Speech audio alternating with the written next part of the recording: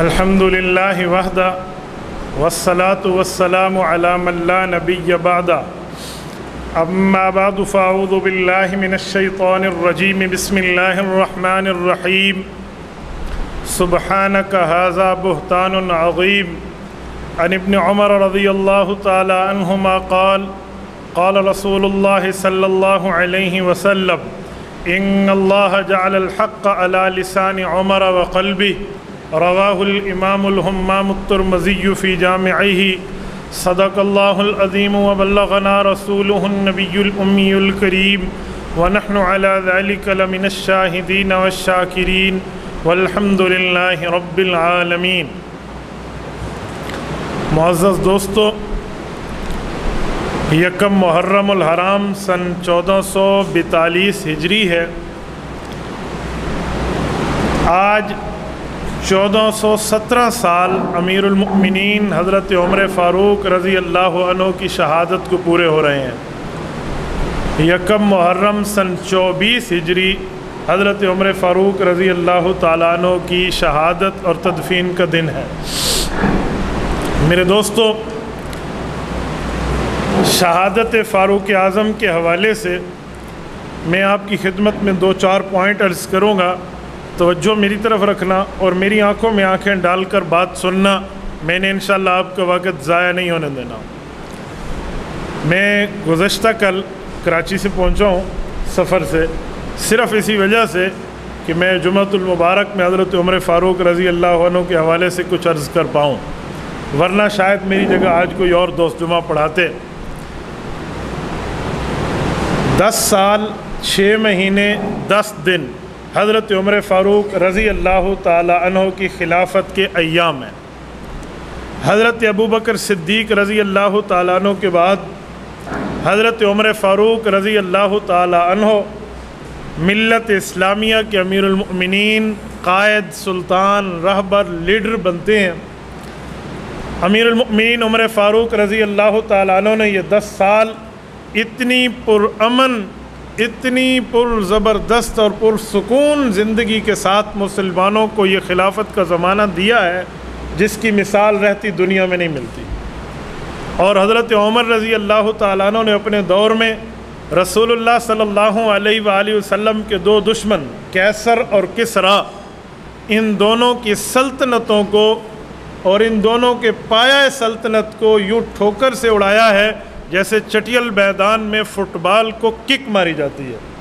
کیا قیصر اور کیا کسریٰ، یہ اپنے دور کے 2 سپریم پاور سلطنتیں ہیں، اپنی دور کی 2 سپر پاور حکومتیں ہیں۔ ان سے ٹکرانا دور، انہیں میلی آنکھ دیکھنا اپنے اپنے خاندان کو تباہ کرنے کے مترادف تھا۔ حضرت عمر فاروق نے قیصر سے بھی ٹکر لی ہے اور آدھے سے زیادہ ایشیا اس سے کھینچ لیا تھا، اور حضرت عمر فاروق نے کسریٰ کو بھی اس کی حیثیت اور اس کی اوقات یاد دلائی، حتیٰ کہ ان کے گھروں میں ایسی لڑائی ہوئی ہے کہ وہ گورنر اپنے بادشاہ کو اور بادشاہ اپنے گورنر کو، جو سسر اور داماد ہیں، ایک دوسرے کے قتل کے در پہ ہو جاتے ہیں۔ حضرت امیر المؤمنین عمر فاروق رضی اللہ عنہ کے دور میں اسلام نے وہ عزت پائی ہے، وہ عظمت پائی ہے اور مسلمانوں میں وہ جرأت پائی ہے جس کی رہتی دنیا تک مثال نہیں ملتی۔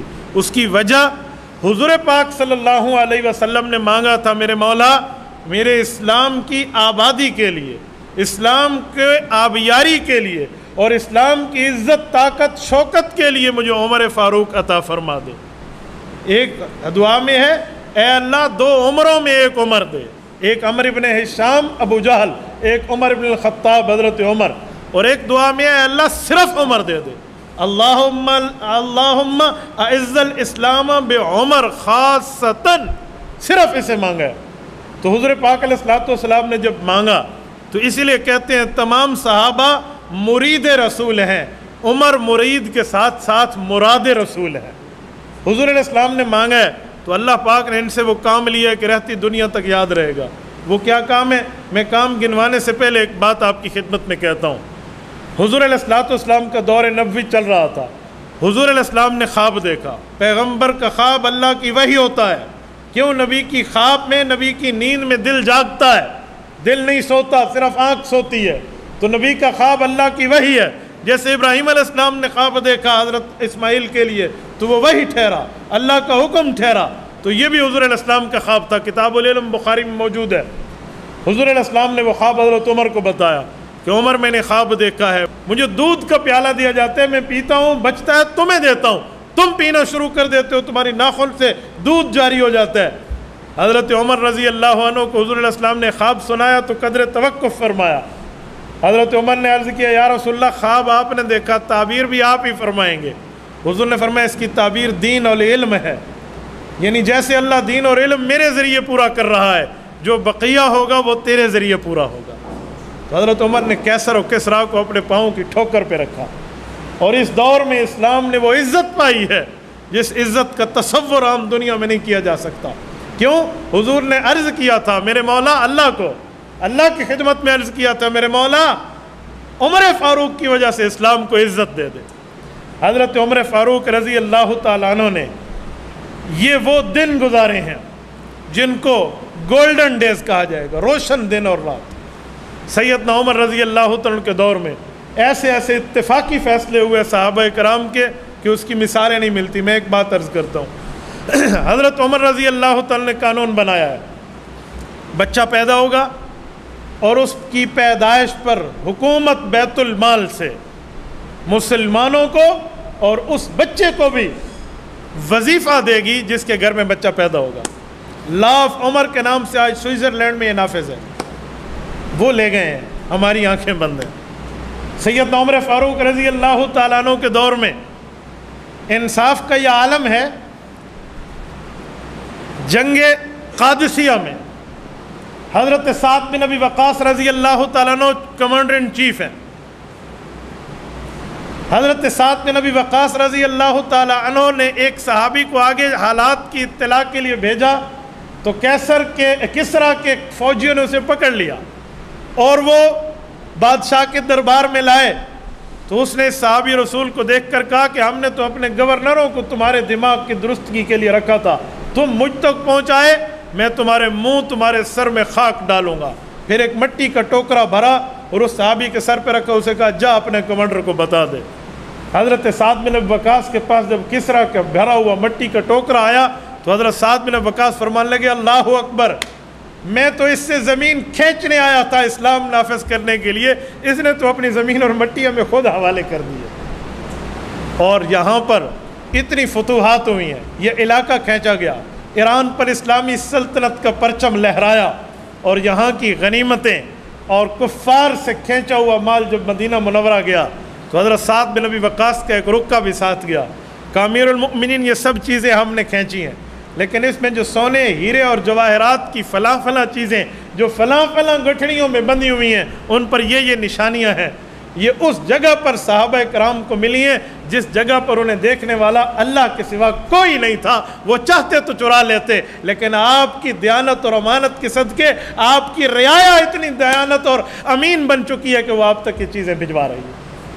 حضرت عمر فاروق رضی اللہ تعالی عنہ راتوں کو کم سونے والا آدمی، دن کو بہت زیادہ جاگنے والا آدمی، پوری زندگی اپنے دروازے پر دربان نہ ٹھہرانے والا بندہ پایا سلطنت میں 10 سال گزار گیا، اور 10 سال میں ایسے ایسے فیصلے صحابہ کرام حق حیران ہو جاتے یار کیا بات۔ رمضان المبارک آیا تو حضرت عمر نے فرمایا 20 رکعت تراویح مسجد نبوی میں پڑھیں گے، پورا مہینہ پڑھیں گے، قرآن ختم کریں گے۔ صحابہ کرام اٹھ پڑے کہ حضور علیہ السلام نے تو فرمایا تھا 3 دن پڑھا کر گھر میں پڑھو۔ یہی بات ابو بکر کے دور میں جاری رہی رضی اللہ عنہ، آپ نیا فیصلہ فرما رہے ہیں تو حضور اقدس صلی اللہ علیہ وآلہ وسلم نے فرمایا، حضرت امیر المؤمنین عمر رضی اللہ عنہ نے فرمایا ایسی بات نہیں ہے، بات کچھ اور ہے۔ جب حضور نے فرمایا تھا 3 دن کے بعد گھروں میں پڑھو تو میرے کان بھی حضور کا فرمان سن رہے تھے، تمہارے کان بھی رسول اللہ کا فرمان سن رہے تھے، بتاؤ وہ بات کیا تھی؟ کہ حضور نے فرمایا تھا اللہ کی وحی آئے گی، فرض ہو جائے گا، اسی لیے اب گھروں میں پڑھو۔ کہا یہی میری بات کی دلیل ہے۔ حضور علیہ السلام نے فرمایا وحی آئے گی، فرض ہو جائے گی تراویح۔ حضور دنیا سے چلے گئے، وحی ختم ہو گئی، اب وحی نہیں آتی، گویا حضور نے اشارہ دیا تھا جب وحی ختم ہو جائے پھر گھر میں سے نکل کے مسجد پڑھنا شروع کر دینا۔ یہ اس دور سے آج تک ویسے ہی چلا آ رہا ہے۔ کسی زمانے میں لوگ طلاق دیتے تو 3 کو 1 شمار ہوتا، अमीरुल मोमिनीन हज़रत उमर फ़ारूक ने सहाबा कराम अहले बैत उज़ाम की मीटिंग बुलाई, कहा इस बारे में सरकारी हुक्म वो नाफिज करें जो तुम लोग रसूलुल्लाह से सुन चुके हो। आजकल लोगों ने तलाक में जल्दी करना शुरू कर दिया। सब ने जो सुना हुआ था वही इस फैसले पर इत्तेफाक हुआ कि 3 तलाक देने से 3 ही वाक़ होंगी, कोई एक नहीं कहेगा उसे। ये अमीरुल मोमिनीन उमर फ़ारूक के दौर का फैसला है। लोग कहते हैं हज़रत उमर ने 3 तलाक का फतवा दिया है। अजी फतवा नहीं दिया, फतवा रसूलुल्लाह का था, सरकारी तौर पे नाफिज किया है। 20 रकात तरावी अमन रसूलुल्लाह का था, उमर फ़ारूक ने सरकारी तौर पे नाफिज किया है। सरकारी तौर पे नाफिज होने का ये माना नहीं होता वो अपने पेट से नशर कर रहा है। हज़रत उमर फ़ारूक के काम को अल्लाह के रसूल ने सुन्नतिल खुलफ़ा फरमाया है। हर जुमे में पढ़ते हैं ना, अलैकुम बिसुन्नती व सुन्नतिल खुलफ़ाए राशिदीन अल महदीयीन। ये खुलफ़ाए राशिदीन में खिलाफत राशिदा की दूसरी खिलाफत अमीरुल मोमिनीन उमर फ़ारूक रज़ी अल्लाह अन्हु की है। हज़रत उमर वादे के बड़े पाबंद थे। तारीख़ मदीना में है हज़रत उमर फ़ारूक रज़ी अल्लाह ताला अन्हु बैतुल मुक़द्दस जो सहाबा इकराम जंग के ज़रिए लेना चाहते थे, वहाँ के मुतवल्लियान ने कहा हम हज़रत ईसा के मज़हब के मानने वाले ज़रूर हैं, हमारी किताबों में भी कुछ लिखा है, आप अपने बादशाह को कहिए वो हमारे पास आ जाए, हम बग़ैर जंग के चाबी उसके हवाले करेंगे। हज़रत उमर ग़ुलाम असलम को साथ लेकर चलते हैं। ये हज़रत उमर रज़ी अल्लाह तआला अन्हु के वो साथी रहे हैं असलम, जिनके बेटे बहुत बड़े ताबी हैं, ज़ैद इब्न असलम। ये शख्स अमीरुल मोमिनीन के साथ है और जाते वक्त ऊँट एक है। क्या हज़रत उमर बैतुल माल से दूसरी सवारी नहीं ले सकते थे? क्या इनके पास सवारियों की कमी थी? क्या इसके पास ये सहूलत मैसर नहीं थी कि ग़ुलाम के लिए अलहदा सवारी? कहा नहीं असलम, सवारी एक रखेंगे, कुछ रास्ता तू बैठना तो मैं मुहार पकड़ूंगा, कुछ रास्ता मैं मुहार पकड़ूंगा तो तू बैठेगा या तू मुहार, यूँ चलेंगे। एक ही सवारी पे गए हैं, एक मोहल्ले से दूसरे मोहल्ले नहीं, एक शहर से दूसरे शहर नहीं, एक मुल्क से दूसरे मुल्क पहुँचे हैं। सऊदीया से फ़लस्तीन की किलोमीटरों का अंदाज़ा ज़रा गूगल मैप पे आप निकाल लेना, फ़िज़ाई ट्रेवल को भी देख लेना और ज़मीनी सफ़र को भी देख लेना। हज़रत उमर फ़ारूक रज़ी अल्लाह अन्हु बैतुल मुक़द्दस के लिए वहाँ पहुँच रहे हैं और बारी दर बारी अपनी बारी पर मुहार पकड़ रहे हैं और अपनी बारी पर ग़ुलाम को ऊपर बिठा रहे हैं। जिस वक्त ईसाइयों का सरबराह सामने है और बैतुल मुक़द्दस की आमद है, इत्तेफाक वो टाइम हज़रत उमर फ़ारूक के मुहार पकड़ने का था। हज़रत उमर फ़ारूक चाहते तो कह सकते थे तू ग़ुलाम है यार बैठ जा नीचे, इन्हें पता चले 22 लाख मुरब्बा मील का हुक्मरान आ रहा है। कहा जी नहीं, आप अपनी सवारी पे ऊपर रहें। अब इन्होंने तौरात इंजीलें खोली हुई हैं और एक दूसरे के कान में खुसर पुसर शुरू है कि हमारी किताबें बताती हैं जब अमीरुल मोमिनीन उमर इसको फ़तह करने आएगा तो वो मुहार पकड़े हुए पैदल चल रहा होगा और यहाँ तो जो ऊपर बैठा है लगता है वो बादशाह होगा। ऊपर बैठे हैं तो चाबियाँ कोई नहीं देवड़े, फिर चाबियाँ हम नहीं देते। जब करीब गए हैं तो अमीरुल मोमिनीन को लपक के सहाबा ने इस्तकबाल किया तो मुहार पकड़ने वाला था और कपड़ों पे पैवन लगे हुए हैं, पैवन भी आपस में जुड़े हुए हैं, तो चाबियाँ हवाले कर दी गई। सैयद उमर फ़ारूक रज़ी अल्लाह ताला अन्हु, इससे पता चलता है बैतुल मुक़द्दस का फ़ातिह है। बैतुल मुक़द्दस क्या है? मुसलमानों का पहला किबला है, हमसे शुमाल की तरफ है। रसूलुल्लाह सल्लल्लाहु अलैहि वसल्लम ने 17 महीने इस तरफ मुँह करके नमाज़ें पढ़ी हैं। ये किबलतुल अंबिया रहा है। हुज़ूर इस्लाम की ख्वाहिश थी मेरे मौला इससे बजाय हमें बैतुल्लाह किबला अता फरमा।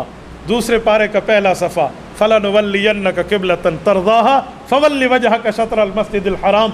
अल्लाह ने हुज़ूर की ख्वाहिश पे किबला बदल दिया। तो एक बात आपसे पूछता हूँ, बैतुल मुक़द्दस हज़रत उमर ने फ़तह किया है, बैतुल्लाह भी तो हज़रत उमर ने फ़तह किया था ना। ईमान उमर से पहले कोई मस्जिद हराम में आकर नमाज़ पढ़ने का खुलेआम तसव्वुर कर सकता था? जब हज़रत उमर ईमान लाए कहा या रसूलल्लाह नमाज वहीं पढ़ेंगे, कहा तेरी कौम नहीं पढ़ने देती। कहा आज उमर जाने और इसकी कौम जाने, बिलाल आपके आगे आगे चलेगा और नमाज की अदायगी वहीं होगी। उमर फ़ारूक ने बैतुल्लाह में नमाज़ों का इफ्तिताह कराया है। हदीस पाक में है मन सन्न सुन्नतन फिल इस्लामी हसना, फरमाया अल्लाहु अकबर, जिसने किसी नेकी के काम की बुनियाद रखी फलहु अजरुहा व अजरु मन अमिल बिहा मिन बाद, फरमाया उसे अपना सवाब भी मिलेगा, बाद वाले जो काम करेंगे वो भी उसकी खाते में जाएगा। हज़रत उमर फ़ारूक रज़ी अल्लाह अन्हु सिर्फ बैतुल्लाह के सवाब की नमाज़ों में शामिल नहीं है, वो बैतुल मुक़द्दस के सवाब में भी शामिल है। سیدنا عمر فاروق رضی اللہ عنہ نے 10 سال 6 ماہ 10 دن یہ خلافت پر گزارے ہیں، اور حضرت عمر فاروق کا یہ گولڈن چین کا قول مشہور ہے، فرماتے تھے میرے دور میں اگر دریائے فرات عراق کے کنارے پر بھی کوئی کتا پیاسا مر جائے تو میں اپنے آپ کو جواب دہ سمجھتا ہوں کہ شاید اللہ مجھ سے پوچھے عمر تیری حکومت اور سلطنت میں یہ ایسے رہا۔ سیدنا عمر فاروق رضی اللہ تعالیٰ عنہ کے دور میں کس کس بات کو ذکر کروں جس کا معاملہ خدا کی قسم رہتی دنیا تک یادگار نہ بن گیا ہو۔ حضرت عمر رضی اللہ تعالیٰ عنہ کے دور میں انصاف کا بول بالا ہے۔ حضرت عمر فاروق کے دور میں مسلمانوں کی معیشت آسمانوں کو چھو رہی ہے۔ حضرت عمر فاروق کے دور میں مسلمان پرامن زندگی گزار رہے ہیں۔ سیدنا عمر فاروق رضی اللہ عنہ کے دور میں غریب سے امیر تک کوئی جو ہے نا برگر فیملی کا فرق نہیں ہے۔ رات کو سوئے ہوئے ہیں، غلام نے بتایا کہ مدینہ کی شہر کی حدود سے باہر ایک قافلہ آ کر رکا ہوا ہے اور بچے رو رہے ہیں، کہ پتہ نہیں ابھی کون جائے گا وہاں، ہمیں تو نہیں پتہ تھا، بغیر اطلاع کے قافلہ آ گیا، آؤ اسلم تو اور میں چلتے ہیں۔ حضرت عمر وہاں گئے ہیں، دیکھا ایک خاتون ہے اور بچے رو رہے ہیں اور وہ ہنڈیا پکا رہی ہے۔ قریب ہو کر پوچھا کوئی مدد کوئی بات چاہیے، یہ کیا مسئلہ ہے؟ کتنے ٹائم سے کھانا پک رہا ہے، یہ ہنڈیا پک نہیں رہی، وجہ؟ کہا ہنڈیا ہوتی تو پکاتی۔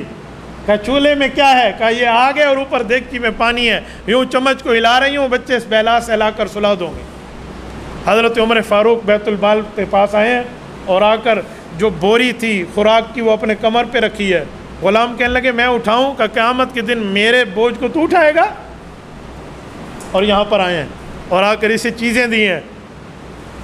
جب وہ کھانا پکانے لگی غلام نے کہا چلیں، کہا میرا دل کہتا ہے تھوڑا ٹائم بیٹھ جائیں، ان بچوں کو روتا دیکھا تھا، انہیں ہنستا دیکھ لوں۔ امیر المؤمنین خود پکا رہے ہیں۔ پرانے زمانے میں وہ آگ کو پھونک مارنے کے لیے ایک چھوٹی سی پائپ ہوا کرتی تھی، پھونکنی، اس سے پھونک مارا جا رہا ہے، جو اس زمانے کا تھا، پتہ نہیں وہ پائپ تھا یا پتہ نہیں کیا بات تھی، پھونک مار رہے ہیں اور وہاں سے آگ سے دھواں نکل رہا ہے۔ وہ دھواں حضرت عمر فاروق کی داڑھی مبارک کو کراس کر رہا اور امیر المؤمنین ان کے لیے پکا کر انہیں کھلا رہے ہیں۔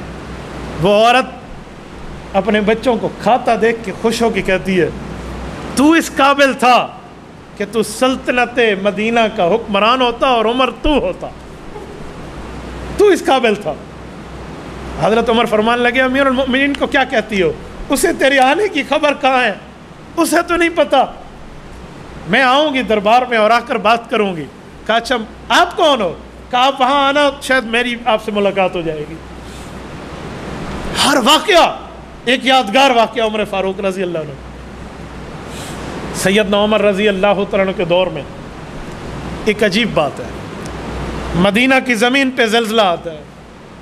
آج زلزلوں کا علاج تلاش کرنے کے لیے ابھی تک پلیٹ ہلتی ہیں نہیں ہلتے، سائنس ابھی تک ناکام ہے، وہ زلزلوں کا حل تلاش نہیں کر پائی۔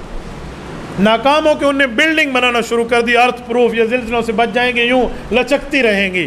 ورلڈ ٹریڈ سینٹر پھر بھی گر گیا، لیکن عمر فاروق کا علاج کچھ اور تھا۔ حضرت عمر کا نظریہ اور کنسپٹ یہ تھا کہ جب زمین پہ زلزلہ آتا ہے شاید اس میں حکمران وقت کی بدنیتی شامل ہوتی ہے۔ مدینہ کی زمین میں زلزلہ آیا، حضرت عمر نے کوڑا مارا ہے اور زمین سے گفتگو کی ہے، کہا میں نے کوئی ناانصافی کی ہے تو مجھے بتا، میں نے کوئی کرپشن میں میرے ہاتھ رنگے ہوئے ہیں تو مجھے بتاؤ، میں نے کوئی مسلمانوں کے مال پہ ڈاکہ مارا ہے؟ میں نے تو جو رسول اللہ سے سیکھا وہی نافذ کر رہا ہوں، اور تیرے اندر زلزلہ، تیرے اندر ارتعاش، تیرے اندر ویپریٹنگ۔ وہ دن اور یہ دن مدینہ کی زمین زلزلوں سے محفوظ ہو گئی۔ حضرت تمیم داری آئی ہیں کہ یا رسول اللہ حرہ میں آگ لگ چکی ہے۔ حضرت عمر فاروق رضی اللہ تعالیٰ عنہ کے پاس جو کندھے پہ رکھی ہوئی چادر ہے، کہ تمیم یہ چادر لو اور اس آگ کو کہو ہم نے اس زمین پر انصاف کیا ہے، نا انصافی نہیں کی، یہ کہو یہ چل پڑے گی۔ اس چادر کو یوں بنایا جیسے کوڑے سے جانور کو بھگاتے ہیں۔ تمیم داری یوں سے کہہ رہے ہیں جاؤ جا، جس جگہ سے نکلی تھی وہاں پتھر رکھ کے واپس آ گئے۔ سیدنا عمر فاروق کو گورنر مصر کا خط آتا ہے کہ یہاں تو ایک عجیب منظر ہے، ایک بندے کی قربانی دینی پڑتی ہے تو دریا کہتے ہیں میں چلتا ہوں۔ اچھا، ہر سال دریا بالکل سوکھ جاتا ہے اور یہاں بندے میں بھی بندی کو اور خوبصورت لڑکی کو دفن کرنا پڑتا ہے۔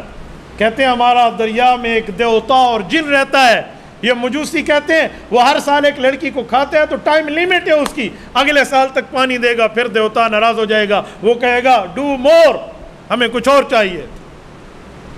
حضرت عمر فاروق نے 2 خط لکھے ہیں، ایک گورنر کو اور ایک دریا کو۔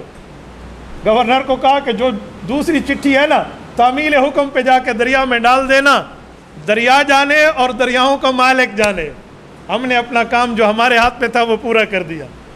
گورنر وقت وہاں ڈالنے گئے ہیں تو لوگوں کا جلوس بھی ساتھ گیا ہے کہ مسلمان نایا کام کر رہے ہیں، باپ دادے سے دیکھتے ہوئے اس رسم کو آ رہے ہیں، یہ کیا ہوگا؟ وہ چٹھی ڈالی ہے تو وہ دریا چلا ہے، 16 ہاتھ اوپر چلا ہے اور قیامت تک چلتا رہے گا۔ حضرت عمر فاروق رضی اللہ عنہ وقت کے وہ ولی اللہ کے امام تھے، ان کے کشف، ان کے تصوف، ان کی کرامات کے واقعات مشہور ہیں۔ البدایہ میں حضرت عمر رضی اللہ عنہ ممبر پہ بیٹھے ہیں، ایسی گفتگو ہو رہی ہے، میں آپ سے جیسے بات کر رہا ہوں، درمیان میں کوئی جملہ معترضہ بولوں، جملہ معترضہ کا معنی ہوتا ہے جس کا تعلق نہ اس ٹاپک سے ہو نہ آپ سے ہو، ایسے ہی کہہ دوں بھائی یوں کر دیں، اور اس کا نام لوں جو یہاں موجود ہی نہیں ہے۔ حضرت عمر نے بھی ایسے حضرت ساریہ بن زنیم رضی اللہ عنہ کا نام لے کر کہا ساریہ ذرا پہاڑ سے ہٹ جا، اور پھر اپنے خطبے کو جاری رکھا۔ حضرت عمر فاروق سے صحابہ نے بعد میں پوچھا وحی کا دروازہ بند، آپ ساریہ سے بات بن دیکھے، کیا معاملہ؟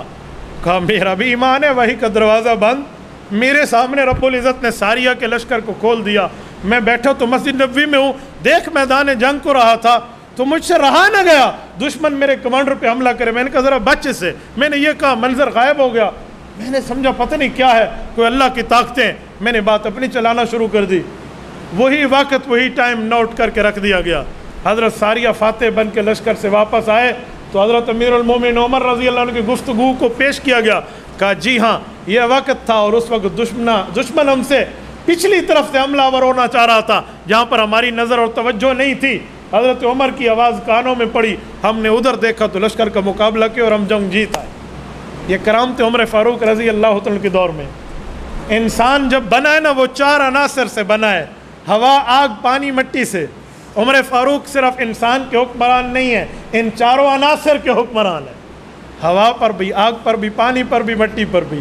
ہوائیں ساریہ تک پیغام لے جاتی ہیں، آگ حضرت عمر کی چادر کا کہنا مانتی ہے، زمین جو مٹی ہے حضرت عمر کے کوڑے کا کہنا مانتی ہے، سیدنا عمر فاروق کے خط کو پانی لے کر چل پڑتا ہے۔ یہ عناصر 4 کا حکمران ہے۔ حضرت رسول اللہ صلی اللہ علیہ وسلم نے جب کیسر کو خط لکھا تھا، حضرت دہیہ بن خلیفہ کلبی رضی اللہ عنہ جن کی شکل میں حضرت جبرائیل اترتے تھے وہ لے کر گئے تھے، کیسر نہ مانا، لیکن وہاں پر کچھ ایسے نئی دریافت ہوئی، ایسی باتیں نئی مسلمانوں کی معلومات میں آئی جو آ کر مدینہ میں بتائی گئی۔ حضرت دہیہ واپس آئے، حال احوال پوچھا تو انہوں نے کہا یا رسول اللہ مانا تو نہیں ہے، ڈر گیا ہے اپنی قوم سے، شروع میں تو مان رہا تھا، جب قوم نے مخالفت کی نہیں میں مان نہیں رہا تھا، میں تمہیں آزما رہا تھا، بزدل ہے، ڈر گیا ہے۔ اوپر سے کہتا ہے اے کاش میں تمہارے نبی کے قریب ہوتا تو لغسلت عن قدمی، میں ان کے پاؤں کو دھو کر پانی پی جاتا، لیکن ایمان نہیں لاتا کیسر۔ کہا پھر کہا مجھے 2-3 دن مہمان رکھا، رات کو نگار خانے میں لے گیا۔ کیا نگار خانہ؟ اس نے کہا جی میں اسکیچر ہوں، میں اسکیچ بناتا ہوں، لوگوں کا شکل اپنی آنکھوں سے لوگوں کی شکل دیکھ لوں تو صفحے کرتاس پہ اتار لیتا ہوں، اس کی شکل کیسی میں یوں تراش خراش کر کے لے آتا ہوں پتھروں کے اوپر، ویسے اسکیچ بنا لیتا ہوں۔ کہا مجھے اپنے نگار خانے میں لے گیا، کہ میں نے تراش خراش کر کے 3 شکلیں بنائی ہیں، یہ میری کتابوں میں ذرا انہیں پہچان۔ کہا یا رسول اللہ ایک شکل آپ کی تھی اور ایک ابو بکر کی تھی اور ایک عمر کی تھی، جو پرانی کتابوں میں یوں لکھا ہے، جسے قرآن کہتے ہیں ذالک مثلہم فی التوراۃ و مثلہم فی الانجیل۔ حضرت عمر جب حج پہ آتے، حج پہ کھڑے ہو کر اعلان کرتے علم چاہیے قرآن کا، ابی بن کعب سے پوچھو، علم چاہیے ترتیب کتابت کا، زید بن ثابت سے پوچھو، میراث چاہیے زید بن ثابت تفصیل دیں گے، فقہ چاہیے ابن مسعود کے پاس آؤ، اور اگر آپ کو کچھ اور معاملات میں قومتی رہنما چاہیے معاذ ابن جبل، یہ معاملہ ایک صحابی کہتے، اور کہا کچھ مال و دولت میں بیت المال کے معاملات چاہیے فَلْيَأْتِينِي فَإِنَّ اللَّهَ جَعَلَنِي وَالِيًا وَخَازِنًا لَهُ، کیوں؟ اللہ نے مجھے مسلمانوں پہ مال خرچ کرنے کے لیے متولی بنایا ہے۔ حج یوں کھلے عام ہوتا ہے۔ سن 23 ہجری کا حج ہوا ہے حضرت عمر فاروق کا، یہ زندگی کا آخری حج، مقام ابتا ایک وادی ہے، حضور علیہ السلام اور خلفائے راشدین وہی ٹھہرے ہیں، یہ حج کے رکنوں میں شامل نہیں ہے کہ وہاں ٹھہرنا ہوگا، کوئی نہ ٹھہرے تو خیر ہے۔ حضرت عمر وہاں ٹھہرے تو کہنے لگے اللہ یہ تنہائی کی دعا ہے، جو پیچھے بات سن رہے ہیں، کہا اللہ اب میری ہڈیاں کمزور ہو گئی ہیں، میری جوانی جواب دے گئی ہے، میری جسم کی طاقت اب یوں کہتی ہے میرے مولا مجھے اپنے پاس بلا، شرط تو عائد نہیں کرنی چاہیے، لیکن عمر یہ دعا میں کہتا ہے اللہ مجھے موت دینا رسول اللہ کے شہر میں دینا، اللہ شہادت کی موت دینا، اللہم ارزقنی شہادتا فی سبیلک وجعل موتی فی بلد حبیبک صلی اللہ علیہ وسلم، البدایہ والنہایہ میں ہے۔ اب جنہوں نے سنے ہیں وہ حیران ہو گئے، کہا یہ دو چیزیں اکٹھی کیسے ہو سکتی ہیں؟ مدینہ پرامن، یہاں جنگ کا تصور نہیں ہے، یہاں کون سا دشمن کا قافلہ آ کر کوئی حملہ آور ہوگا، تو مدینہ میں موت کیسے ملے گی؟ اور اگر شہادت چاہیے تو میدان کارزار پہ پورے صحابہ نے مل کے امیر المؤمنین پہ پابندی لگائی ہے کہ آپ لڑنے نہیں جاؤ گے، آپ قافلے بھیجیں گے، اگر آپ بھی لڑنے گئے تو یہاں سربراہی کون کرے گا؟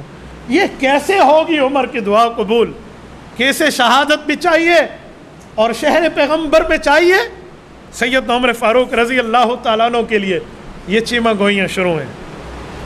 حضرت عمر فاروق مدینہ منورہ پہنچے ہیں، کہا اگر اللہ نے اگلے سال میری زندگی رکھی، کیا پتہ تھا یہ یکم محرم تک ہی رہنی ہے، صحابہ کرام اور اپنی شورا کو کہا اگلے سال ایک کوشش کروں گا، وہ میری کوشش یہ ہوگی کہ میں پوری سلطنت اسلامیہ میں خاص بڑے بڑے شہروں کا خود دورہ کروں گا اور ایک ایک شہر ایک ایک دارالحکومت تک پہنچوں گا، صرف ان نمائندوں کو ساتھ لے کر نہیں خود جاؤں گا اور ملاقاتیں کر کے لوگوں کے حال اور احوال پوچھوں گا۔ اب تک پورے شہروں میں تو نہیں گیا، تھوڑے شہروں میں گیا ہوں، مصر گیا ہوں، شام گیا ہوں، دمشق گیا ہوں، فلاں جگہ، اب میں نے ایران بھی جانا ہے، عراق بھی جانا ہے، یمن بھی جانا ہے، بحرین، ایک ایک جگہ کا طے کر رہے ہیں۔ یہ میرا اگلے سال کے دوروں میں ایک دورہ لکھ لیا گیا۔ حضرت عمر سرکاری کاموں کے معاملات میں مصروف ہیں۔ سیدنا مغیرہ بن شعبہ رضی اللہ عنہ نے حضرت عمر سے خصوصی اجازت لی تھی، توجہ رکھنا میں شہادت کی بات آپ کی خدمت میں کر رہا ہوں۔ کفار کا مدینہ اور مکہ میں داخلہ ممنوع تھا۔ ابو لولو مجوسی، یہ مجوسی کافر ضرور تھا لیکن ماہر تھا، بڑائی تھا، کمہار کا کام کرتا تھا، لوہار تھا، نقاش تھا، اسکیچ بنا لیتا تھا، بہت سی فنون کا ماہر تھا، اور یہ حضرت مغیرہ بن شعبہ کا غلام تھا۔ تو حضرت عمر رضی اللہ عنہ سے ان نے پوچھا کہ یہ بڑا ماہر آدمی ہے، آپ چاہیں تو اسے مدینہ منورہ ہم بلوا لیں، اس وجہ سے کہ مسلمانوں کو اپنے فنون سکھائے گا، کوئی اس کے لیے خصوصی اجازت کسی کونے میں؟ حضرت عمر فاروق کو شروع میں تو ناگوار لیکن مسلمانوں کے فوائد کے لیے بلوا لیا گیا۔ کبھی حضرت عمر فاروق نے کسی بالغ کافر کو آنے کی اجازت نہیں دی، نابالغ بچوں کا آنا تو اور بات تھی، اس خصوصی اجازت پہ اسے بلوایا گیا۔ اس نے کام کرنا شروع کیا، مسلمانوں کو سکھانا شروع کیا۔ اس زمانے کا دستور تھا کہ مالک اپنے غلام کو جب کام پہ لگاتا اور کاروبار وہ کر لیتا تو وہ مالک کو خراج ادا کرتا۔ خراج کا کیا مطلب؟ خراج کا مطلب یہ ہے کہ وہ جو کماتا مالک اس سے صرف 2% لیتا۔ 10 درہم کما رہا ہے تو 2 درہم مالک کو دے گا، 8 اس کے۔ تو اسی طرح یہ بھی 2 درہم حضرت مغیرہ بن شعبہ کو دیتا، لیکن اس کی تانتیں کہیں اور تھیں، اس کا چینل کہیں اور چل رہا تھا۔ یہ ان رسول اللہ کے دشمنوں کا اعلیٰ کار اور نمائندہ تھا جن طاقتوں کو حضرت عمر فاروق نے یوں پاؤں کی ٹھوکر سے اڑایا تھا اور جہاں جہاں اسلام نافذ کیا، یہ ان کفار کا اعلیٰ کار تھا۔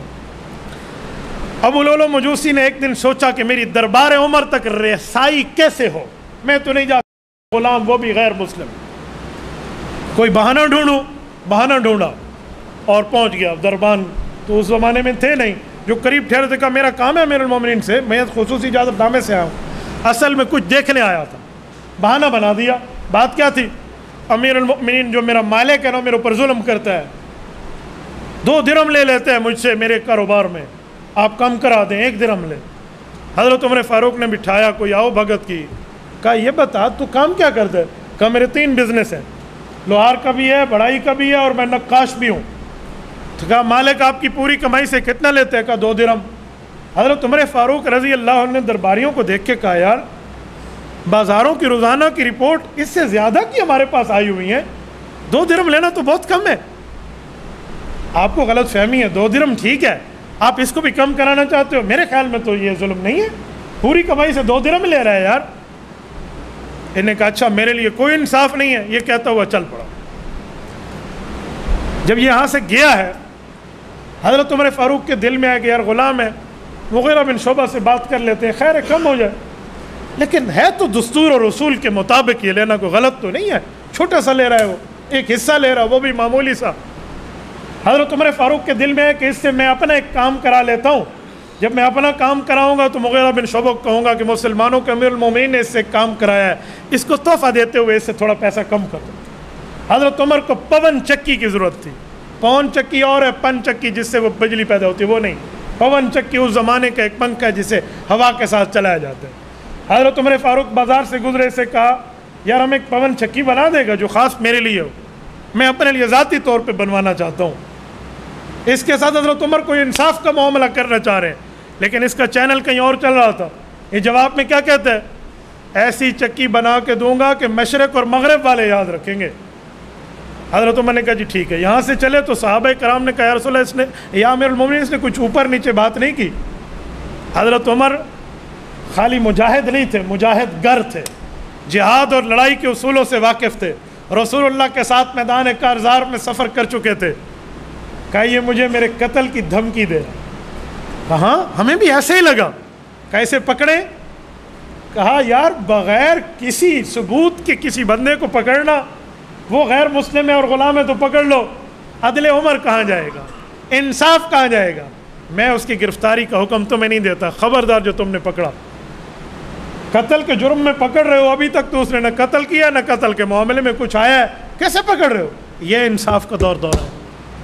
تھریڈ کو تھریڈ نہیں سمجھا, کہ جانے دو. اس سے 3 دن کے بعد حضرت عمر فاروق پہ حملہ ہوتا ہے.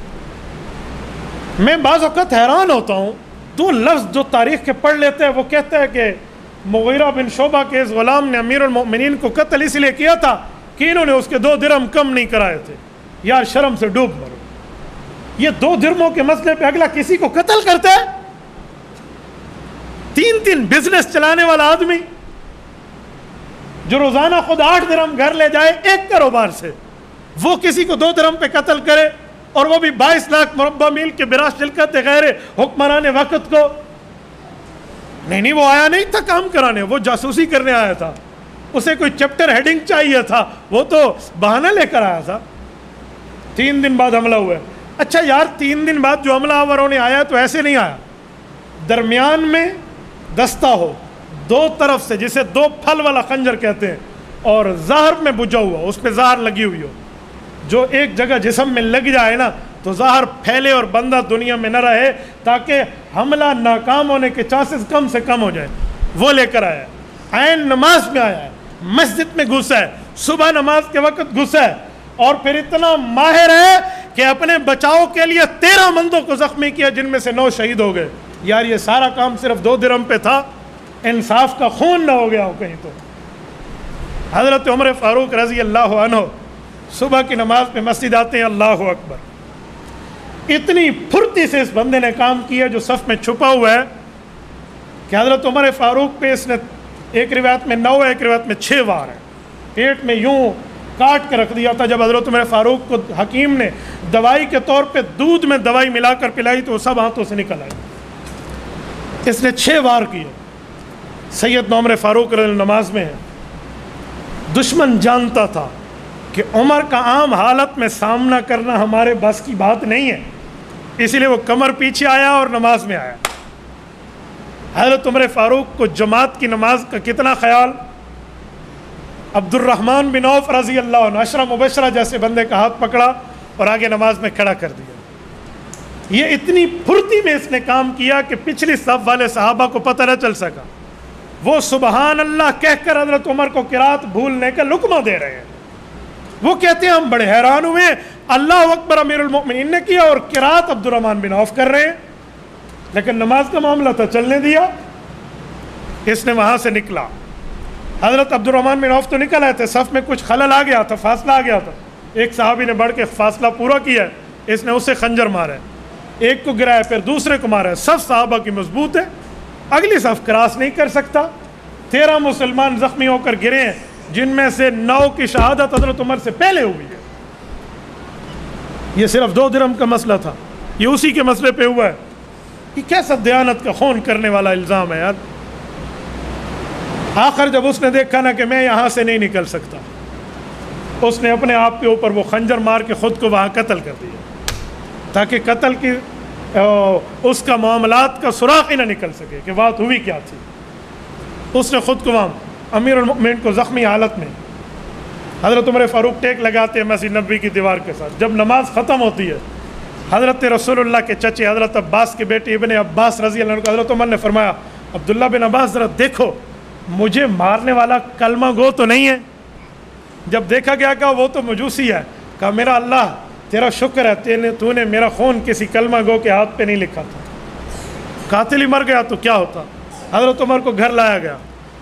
میں پڑھتا ہوں نا تاریخ کے اوراق اور صحابہ کی باتیں, اللہ کی قسم دل رونگٹے کھڑے ہو جاتے ہیں. حضرت عمر کے بیٹے عبداللہ بن عمر رضی اللہ عنہ تیمارداری میں ساتھ ہیں, دوائیوں میں حکیم کو بلایا ہوا ہے, لیکن ایک بات حضرت عمر کو اس زخمی حالت میں بار بار کہہ رہے ہیں, ابو آپ کی صبح کی نماز قضا نہ ہو جائے, ابو آپ کی صبح کی نماز قضا نہ ہو جائے. یہ حالت. آج ہم عمر فاروق کا نام لیتے ہیں اور ہمیں نماز کی فکر نہیں ہے. حضرت حسین ابن علی رضی اللہ تعالیٰ عنہ کا نام لیتے ہیں, ان نے میدان کربلا میں بھی نماز نہیں چھوڑی, ہمیں نماز کی فکر نہیں ہے. 3 بار حضرت عمر کو تیمم کرایا گیا ہے, لیکن وہ نماز نہیں پڑھ سکتے, وہ گر جاتے ہیں. جب خون جاری ہو نا تو وضو ٹوٹتا نہیں ہے, بس ایک بار تیمم کراؤ وقت تک چلتا ہے, اگلے وقت میں پھر وضو کرے گا یا تیمم ہوگا. یہ جاری خون کے ایمرجنسی اور اضطرار کا مسئلہ کچھ اور ہے. 3 بار تیمم کرائے گا لیکن نہیں ہو سکتا. طبیب بلائے گئے ہیں, وہ دوائی پلاتے ہیں تو ہاتھوں سے نکل جاتے ہیں. وہ زمانہ کوئی یوں جدید ٹیکنالوجی کو تو نہیں ہے کہ ہاتھوں کو جوڑ لیا. حضرت عمر فاروق فرمان لگے یہ میرا آخرت کا وقت ہے, بیٹا ذرا میں نے کس کس کا قرضہ دینا ہے اس کا حساب لگاؤ. عبداللہ بن عمر حضرت عمر فاروق کا وہ رجسٹر لائے جو قرضہ جس سے لیتے تھے لکھ لیتے تھے. 86,000 درہم حضرت عمر فاروق پہ قرضہ تھے, اس کے اتارنے کی ترتیب بنائی. وصیتیں شروع فرمائی مسلمانوں کو, اور وصیتیں دے دے کر حضرت عمر فاروق رضی اللہ تعالیٰ عنہ فرمانے لگے ذرا اماں جان عائشہ کے پاس جاؤ اور انہیں کہو اگر آپ اجازت دے دیں تو میں اپنے پیش رو حضرت ابوبکر اور اپنے پیغمبر رسول اللہ کے ساتھ اسی روضے میں اسی جگہ دفن ہونا چاہتا ہوں. حضرت اماں جان کے پاس حضرت عبداللہ بن عمر باپ کی فرمائش لے کر گئے. کہا یہ جگہ تو میں نے اپنے لیے رکھی ہوئی تھی, ایک میرے خاوند ہے ایک میرے والد ہے. عمر کو اپنی ذات پہ عائشہ ترجیح دیتی ہے, انہیں کہو میں تمہیں اجازت دیتی. واپس آ کر بتایا, دیانت دیکھیں حضرت عمر کی. کہا بیٹا ایک بات یاد رکھنا, زندگی اور ہوتی ہے, وفات کے بعد کے معاملات اور ہوتے ہیں. ایک بار اس وعدے کی کنفرمیشن کرنا میری شہادت کے بعد, شاید انہوں نے زندگی میں میرا حیا کیا ہو, ایک بار کنفرمیشن کرنا. کہا جی ٹھیک ہے. کہا میرے سر کے نیچے سے سرانہ نکال لو.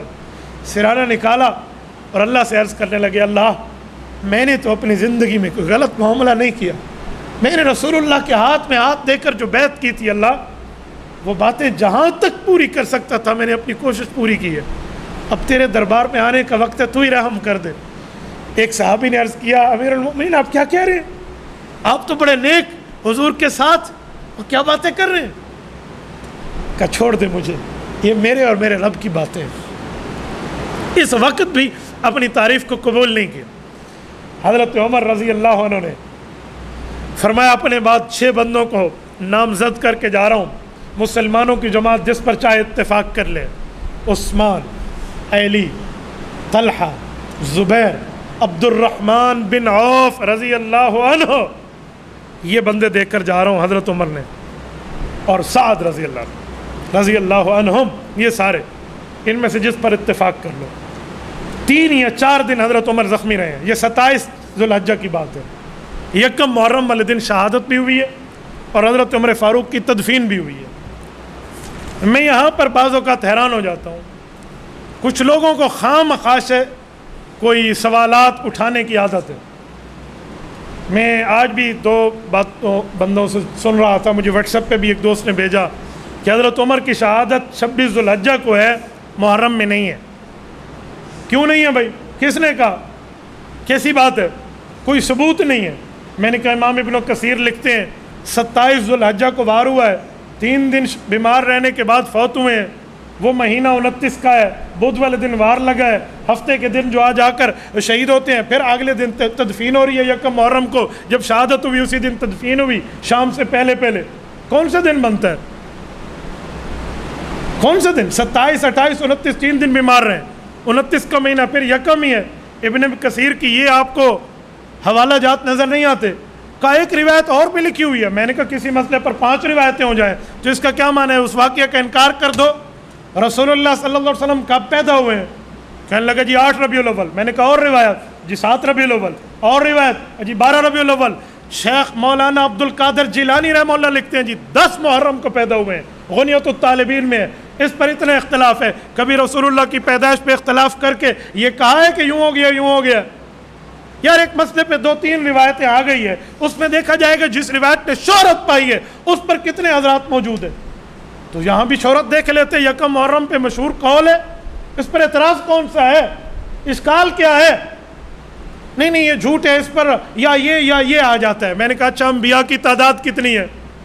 1,24,000 کم و بیش۔ میں نے کہا کم و بیش کا ترجمہ آتا ہے یا خالی لفظ بولنا ہی سیکھا ہوا ہے؟ کم و بیش، کم و بیش، کم کہتے ہیں تھوڑے کو، بیش کہتے ہیں زیادہ کو، کم و بیش یا اس سے تھوڑے ہیں یا اس سے زیادہ ہے، تو پھر اس کا معنی انبیاء نہیں ہے؟ کم و بیش جو کہا گیا روایتوں کا فرق آ گیا۔ کوئی سادے بندے انہوں نے کوئی دن مقرر کر کے اس دن کوئی خاص اعمال تھوڑے کرنے تھے، یہ اس طرح تاریخوں کو متعین کر کے یاد رکھنے کے دن تھوڑے تھے۔ خود حضرت عمر فاروق کے عمر میں بھی اختلاف ہے کہ ان کی عمر کتنی تھی۔ مشہور ہے 63 کا قول ہے، 63 سال تھی۔ حضرت حافظ ابن حجر اسقلانی لکھتے ہیں کہ حضرت عمر خود بتاتے تھے کہ میں 57-58 سال کا ہوں شہادت سے کچھ دنوں پہلے۔ تو خود بندہ زیادہ جانتے ہیں، تو 63 کا قول بھی اور 57 کا بھی ہے، ان 2 قول آ گیا، لہٰذا کیا تو حضرت عمر تھے ہی نہیں، نعوذ باللہ۔ یہ کیسی باتیں آپ نے شروع کر دی ہیں؟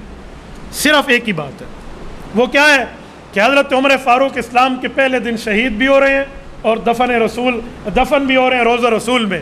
یہ مسئلہ کھاتا ہے کہ محرم میں پہلا شہید حضرت عمر بن جائے، یہ مسئلہ ہضم نہیں ہوتا، یہ اندر ہضم نہیں ہوتا، بخار اٹھتا ہے، بد نظمی بھی ہوتی ہے، بد ہضمی بھی ہوتی ہے۔ مسئلہ یہ ہے، یہ رتبہ بلند ملا جس کو بھی مل گیا، ہر مدعی کے واسطے دار و رسن کہاں، دنیا عدالت میں تیرا نام رہے گا، فاروق تیرے نام سے اسلام رہے گا۔ حضرت عمر تو وہ ہے جس کو دیکھ کے شیطان بھی راستہ چھوڑ جاتا تھا۔ شیطان کی اولاد آج بھی حضرت عمر فاروق کے خلاف کیڑے نکالنے کے چکر میں ہے۔ بھائی کوئی ثبوت نہیں ہے تو ثبوت تو میں نے ابن کثیر سے پیش کر دیا ہے، روایتیں اور ہیں تو اس کا جواب بھی میں نے دے دیا ہے۔ تو اس کو خواہ سے ایشو بنانا آخر وجہ کیا ہے؟ کہتے ہیں جی محرم کی عظمت کو کم کرنے کے لیے سنیوں نے اس کو 1 محرم کہہ دیا۔ یہ آج سے سینکڑوں سال پہلے کی تاریخ پیش کر رہا ہوں، کیسی بات کر رہے ہو؟ محرم کی عظمت کس نے کہا کم ہوتی ہے؟ اور خدا کے بندے شہادتوں سے تو عظمتیں بڑا کرتی ہیں۔ شہید کی جو موت ہے وہ قوم کی حیات ہے، شہید کا جو خون ہے وہ قوم کی زکوٰۃ ہے۔ اگر ایک دوسری شہادت بھی محرم میں حضرت حسین کے ساتھ محرم کے دنوں میں شامل ہو جائے تو عظمت محرم کو مزید 4 چاند لگ جائیں۔ کون کہتا ہے؟ اور کہتے نہیں اس مہینے میں یوں کی۔ اور بھائی اسلام میں ایسا دن کوئی سا بھی نہیں گزرا سالوں میں جب کسی نہ کسی مسلمان کی شہادت کا دن نہ آیا۔ اسلام نے تو اب یاری پیغمبر کے صحابہ کے خون سے پائی ہے، تو کسی نہ کسی دن میں معاملہ، محرم میں خوشی کے معاملات بھی ثابت ہیں، غمی کے معاملات بھی ثابت ہیں۔ حضرت موسیٰ علیہ السلام نے فرعون سے نجات اسی دن میں پائی ہے، یوم النجات ہے 10 محرم۔ حضرت نوح علیہ السلام کی کشتی پار لگی ہے، وہ بھی 10 محرم۔ باقی معاملہ حضرت رسول اللہ کی پیدائش 10 محرم شیخ عبد القادر جیلانی کی روایت ہے، جمہور کی نہیں ہے، حضرت شیخ عبد القادر جیلانی رحمہ اللہ کی ہے، غنیت الطالبین۔ پھر پیدائش رسول پہ آپ کیا کہیں گے؟ بھائی معاملات اپنی جگہ، مسائل اپنی جگہ، اس سے محرم کی عظمتیں کم نہیں ہوتی، محرم کی عظمتیں بڑھ جاتی ہیں۔ اور ہم کفار کے سامنے، دشمنان اسلام کے سامنے یہ بات کرنے میں سینہ اٹھا کر کھڑے ہو جاتے ہیں کہ ہمارا اسلامی سال کا پہلا دن بھی شہادت اور خون دینے کی بات کر رہا ہے، ہم کسی سے ڈر کے بات نہیں کرتے۔ شہادتیں مصیبتیں نہیں ہوتی، شہادتیں آفتیں نہیں ہوتی، شہادتیں مصیبتیں نہیں ہیں، کفار کو پیغام ہے ایک شہید کے بعد ایک شہید آپ کے مقابلے میں کھڑا ہے، ایک کے بعد ایک کھڑا ہے۔ شہادت تو نعمت ہے، جدائی غم ہے، جدائی کا غم ہے، لیکن موت کا یوں شہادت ملنے پہ تو نعمت ہے۔ اس کو کس بنیاد پہ کہا گیا؟ تو ایسی بات نہیں ہے۔ سیدنا عمر فاروق جب دنیا سے گئے اور معاملات پورے ہوئے اور قبر مبارک بنی روضہ رسول میں، بعد میں بھی حضرت اماں عائشہ نے کنفرم کر دیا، قبر بنی۔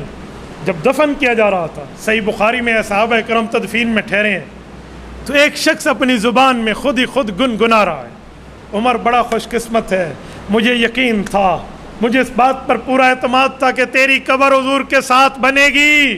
کیوں؟ میں نے کئی بار دیکھا ہے حضور علیہ السلام فرماتے تھے میں اور ابو بکر عمر، میں اور ابو بکر عمر، میں اور ابو بکر عمر، حضور اپنے ساتھ تم دونوں کو زیادہ جوڑتے تھے، مجھے یقین تھا تیری قبر یہاں بننی ہے۔ ایک شخص نے آگے بڑھ کے دیکھا کہ یہ گنگنانے والا کون ہے، کہا فَإِذَا هُوَ عَلِيُّ بْنُ أَبِي طَالِبٍ رضی اللہ عنہ۔ صحیح بخاری کتاب المناقب جلد اول باب مناقب عمر، حضرت امام بخاری فرماتے ہیں کہ حضرت علی المرتضیٰ یہ بات فرما رہے تھے رضی اللہ عنہ۔ خلافت کے فیصلے پر بات چلی تو 6 بندے تھے، ان میں سے 3 بندے 3 کے حق میں دستبردار ہو گئے۔ 3 بندے کیسے دستبردار ہوئے؟ صحابہ کرام رضی اللہ عنہ اجمعین میں حضرت طلحہ نے کہا میں اپنی بات چھوڑتا ہوں، میری طرف سے عثمان ہے۔ حضرت زبیر نے فرمایا میں اپنا خلافت کا حق چھوڑتا ہوں، میری طرف سے علی ہے۔ حضرت سعد نے فرمایا میں اپنا حق چھوڑتا ہوں، میری طرف سے عبد الرحمن بن عوف ہے۔ اب 3 بچ گئے، حضرت عثمان، حضرت علی اور حضرت عبد الرحمن بن عوف۔ اب تینوں نے آپس میں بیٹھ کے بات کی کہ فیصلہ تو بہت آسان ہے۔ کہا کیا ہے؟ حضرت عثمان اور حضرت علی نے حضرت عبد الرحمن بن عوف کو اختیار دیا، جو فیصلہ آپ کرو گے ہمیں قبول ہے۔ عبد الرحمن بن عوف کی زیارت دیانت دیکھیں، دونوں سے تنہائی میں ملے، چھاونیوں میں گئے، مجاہدین سے ملے، عامت الناس کی رائے لی، منڈیوں میں گئے، نیند کم کر دی، استخارہ زیادہ کر دیا، ایک ایک جگہ پوچھ کے قافلوں کی آمد اور سردار باہر والے دیہاتی شہریوں سے ایک ایک سے پوچھا، سب کی رائے میں حضرت عثمان آئے۔ حضرت عبد الرحمن بن عوف نے پھر بھی اعلان نہ کیا، ان دونوں کو بلایا، تنہائی میں حضرت عثمان سے بات کی، کہا اگر میں خلافت علی کے حوالے کر دوں آپ اطاعت کرو گے؟ حضرت عثمان نے فرمایا بالکل، میں حضرت علی کی بیعت کر کے ان کی حکومت مان لوں گا۔ پھر حضرت علی کو بلایا، علیحدگی میں حضرت عبد الرحمن بن عوف نے کہا اگر میں حکومت عثمان کے حوالے کر دوں، آپ نے تو اختیار دے دیا، آپ راضی ہوں گے؟ کہ جی میں بالکل راضی ہوں گا۔ تاریخ الکامل امام ابن اسیر الجزری المتوفی 630 ہجری، کہ جی میں بالکل راضی ہوں گا۔ دونوں ایک دوسرے پہ راضی ہیں۔ ساری باتیں ہونے کے بعد حضرت عبد الرحمن بن عوف صبح کی نماز کے بعد ممبر رسول پہ آئے اور اعلان فرمایا، لوگوں میں نے سب سے پوچھا، میں نے یوں کیا، میں نے یوں کیا، پورا احوال دیے، استخارے اور اپنی ساری تگدو بتائی، پھر ان کی علیحدگی کی گفتگو بتائی جو ان کو اب پتہ چلی کہ اچھا یہ باتیں ہوئے تھے۔ کہ ان سب کے بعد میں رب کو حاضر ناظر کر کے ایک نتیجے پہ پہنچا ہوں رائے عامہ کو دیکھتے ہوئے کہ وہ سربراہ سلطنت حضرت عثمان ذو النورین، آپ ہاتھ بڑھائیے میں آپ کی بیعت کرتا ہوں۔ اس پر حضرت علی سمیت سب صحابہ نے بیعت کر لی ہے۔ امام احمد ابن حنبل رحمۃ اللہ علیہ ایک زبردست جملہ ارشاد فرماتے ہیں، السنہ ابن خلال میں ابوبکر ابن خلال نے لکھا ہے کہ حضرت عثمان کی بیعت جتنی اتفاق کے صحابہ سے ہوئی، اس کے بعد کوئی سی بیعت ایسے اتفاق سے نہ ہو سکی، سب نے یوں اتفاق سے کی۔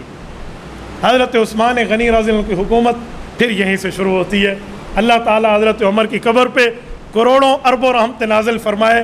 قاتل عمر جو غیر مسلم اور مجوسی تھا، اس پر کل بھی لعنتیں برسی تھی، قتل کے وقت بھی لعنت سے تھی، اور میری دعا ہے تا قیامت اس کی تربت پہ لعنت برستی رہے۔ صرف ابو لولو پہ نہیں، ابو لولو کے متبعین پہ بھی، صرف ابو لولو پہ نہیں، ابو لولو کے تابعداروں پہ بھی، صرف ابو لولو پہ نہیں، ابو لولو کے خدمت گاروں پہ بھی اللہ وہی لعنت برسائے۔ قاتل عمر پہ کل بھی لعنت تھی اور آج بھی لعنت ہے اور تا قیامت رہے گی، اور عمر کا ڈنکا کل بھی بج رہا تھا، آج بھی بج رہا ہے، اور تا قیامت انصاف عمر فاروق کے در کا محتاج رہے گا۔ یہ پیغمبر کا گھر والا بھی ہے، در والا بھی ہے۔ ان نے بیٹی رسول اللہ کو دی ہے، سسر ہے تو گھر کا ساتھی بھی ہے اور در والا بھی ہے، رسول اللہ کو ماننے والا بھی ہے۔ اللہ رب العزت حضرت عمر فاروق کی تربت پہ کروڑوں اربوں رحمت نازل فرمائے۔ اقول قولی ھذا واستغفر اللہ وآخر دعوانا ان الحمد للہ رب العالمین۔